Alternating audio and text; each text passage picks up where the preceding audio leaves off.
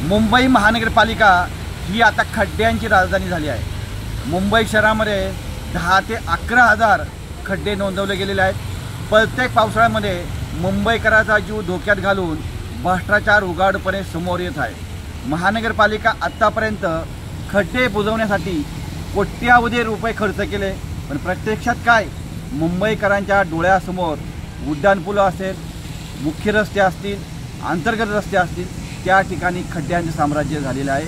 मी एक वेळ समजू शकतो, जमिनीवर पाऊस पडल्यानंतर खड्डे होणं हे साहजिक आहे, पण उड्डाणपुलावरती खड्डे होणं म्हणजे किती भ्रष्टाचार झालेला आहे।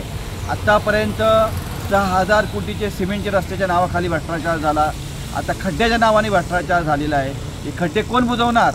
आता गणरायाचं 2-3 दिवसामध्ये आगमन होणार आहे, गणरायाच्या खड्ड्यामध्ये आगमन होणार आहे का, हा खरा प्रश्न आहे। मुंबई शहराचे सर्व उड्डाणपूल आज खड्ड्यांनी विजन झालेले आहे, त्यामुळे अर्ध्या तासाच्या प्रवासाला 3-3 तास प्रवास करावा लागतो। एका बाजूला बाईक स्वार खड्ड्यामध्ये पडून मृत्यू देखील झालेले आहेत, अनेक जण अपघात झालेले आहेत। अशा ठिकाणी मुंबई शहरामध्ये जर महानगरपालिकेने खड्डे बुजवले नाही आणि नागरिकांची फसवणूक केली आणि भ्रष्टाचार मोकळला आहे, यासाठी राष्ट्रवादी युवक काँग्रेस शरदचंद्र पवार पक्षाच्या वतीने अनोख्या पद्धतीने मुंबई शहरामध्ये आंदोलन करेल।